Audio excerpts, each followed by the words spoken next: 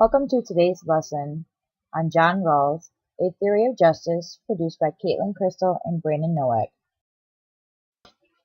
So who is John Rawls? Rawls was born on February 21st, 1921, and lived to the ripe old age of 81 years old. He was born in Baltimore, Maryland, where he was accompanied by his 5 brothers and his parents. He witnessed at a very young age shocking poverty at first hand.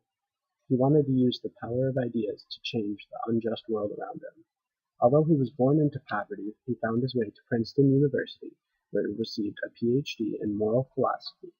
After earning his Ph.D., he became a professor at Cornell, MIT, and then Harvard for almost 40 years.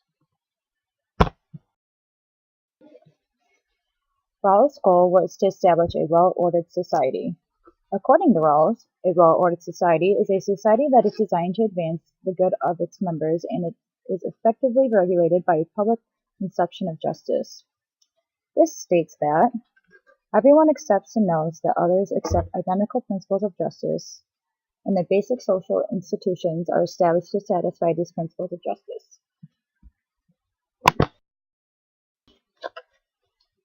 At this time, and even today, Rawls did not consider society to be well-ordered. In his opinion, this could all be fixed through his theory of justice, where two main principles must be reached. This is done through an agreement in an original position of fairness and equality. Before we can explain what these two principles are, we must first define the original position. The original position is a hypothetical position where the principles of justice are chosen behind a veil of ignorance.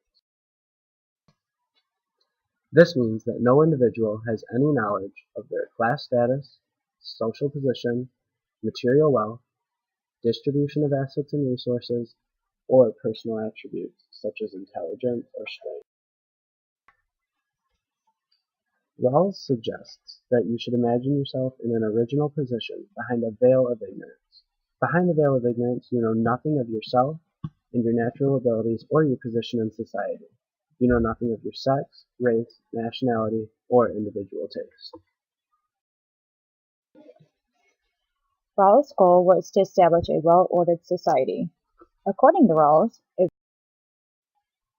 In other words, you are non-existent at this point, although you are going to be entering the world soon. You have no idea what circumstances you're going to be born into.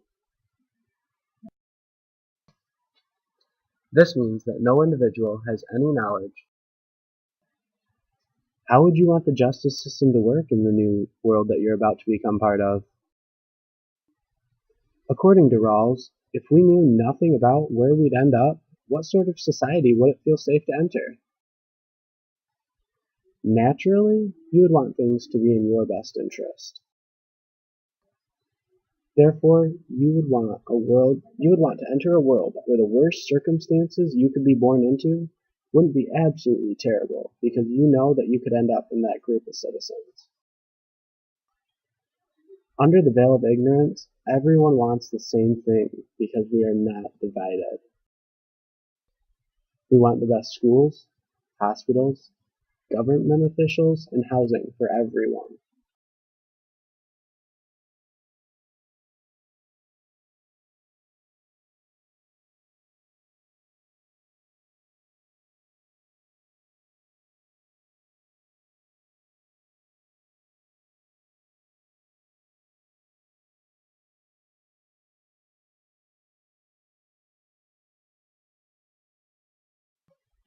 When it comes to deciding what is just and unjust, according to Rawls, we must put ourselves behind the veil of ignorance. now we must explain Rawls' two main principles that he uses to establish his theory of justice. The original position and justification provides us these two principles. 1. Each person is to have an equal right to the most extensive basic liberties compatible with similar liberties for others. And 2. Social and economic inequalities are to be arranged so that they are both A. to the greatest benefit of the least advantage, and B. attached to positions and offices open to all under conditions of fair equality of opportunity. In other words, the first principle is stating that everyone has equal fairness of basic liberties, which are most of the rights and liberties traditionally associated with democracy: freedom of thought, right to representative government, right to personal property, and the right necessary or needed to enforce the law. And the second principle of Rawls's theory says that citizens with the same talents and willingness to use them should have the same educational and economic opportunity, regardless if they were born rich or poor. The second part of Rawls's second principle states that any unequal distribution of wealth should be that those who are worse off are better off than when they would be with any other distribution consistent with the first principle.